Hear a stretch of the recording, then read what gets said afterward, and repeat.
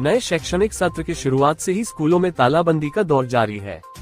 धमतरी जिले के वनांचल क्षेत्र में शुक्रवार को 2 स्कूलों में जमकर प्रदर्शन देखने को मिला।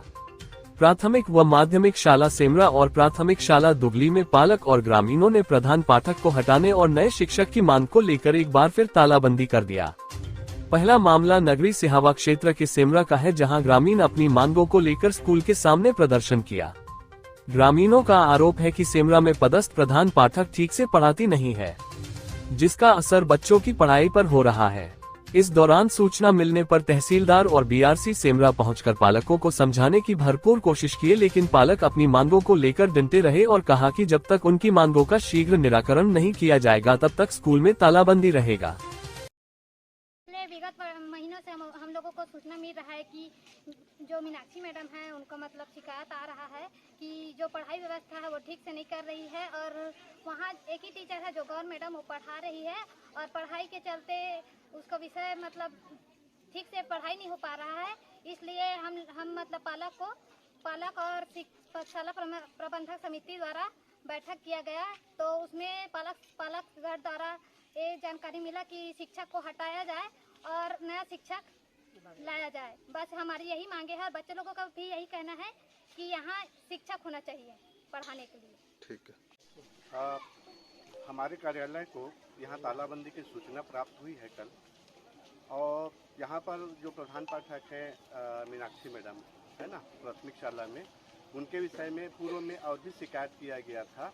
अभी बीच में क्या है गर्मी अवकाश होने की वजह से, लेकिन अभी वर्तमान में विकासखंड की ओर से मीनाक्षी मैडम का निलंबन प्रस्ताव चला गया है, और निलंबन उनका कार्यालय से होना है, क्योंकि जहां तक मिला था कि उनकी जो मनमानी है और जो अपने मन से कार्य करती है, हमने उनको शोकाज जारी किया था, उन्होंने जवाब नहीं दिया, तो इसी बीच कार्यालय की ओर से उनका यहाँ से निलंबन का प्रस्ताव भेजा गया है, और आने वाले कल में उसको यहाँ से निलंबन हेतु जो है वो हमने प्रस्तावित कर दिया। अच्छा, ग्रामीण शिक्षक की मांग करें उसके लिए क्या व्यवस्था? अभी वर्तमान में आप सबको विदित है युक्तिकरण हुआ है, और हमारे पास बहुत सारे शिक्षक अभी स्कूल जो है शिक्षक की समस्या से जूझ रहे हैं।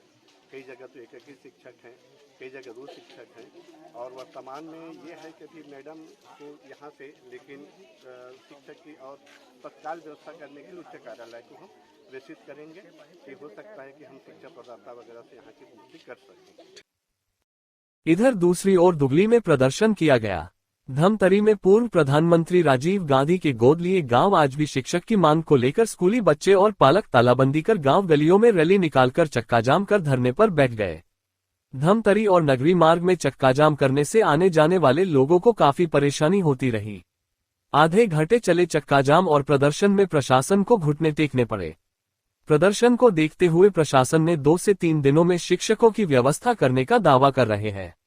शिक्षा विभाग के अधिकारियों का कहना है कि आने वाले 2 से 3 दिनों में शिक्षक की व्यवस्था हो जाएगी, जिसके बाद बच्चों की पढ़ाई प्रभावित नहीं होगी। शिक्षक का परेशानी है, जब से स्कूल चालू हुआ तब से एक शिक्षक यहाँ पर है, तो इसलिए अपने गांव वाले और जितने पालकगण हैं हम लोग शिक्षक के लिए कलेक्टर ऑफिस गए थे मांग करने के लिए, और डीओ साहब से मिले वहाँ कलेक्टर ऑफिस में, तो वो ये बोल दिया है कि एक शिक्षक का नियुक्ति कर दिए हैं, वो दुगली में आ जाएगा। तो हमको पता चला बाद में हमारे पास कि वो स्टे लगा दिया है वो शिक्षक। हम कलेक्टर के पास भी गए थे, अपर कलेक्टर है, तो वो हमारा आवेदन रख लिया, और उसके बाद वो ये बोला कि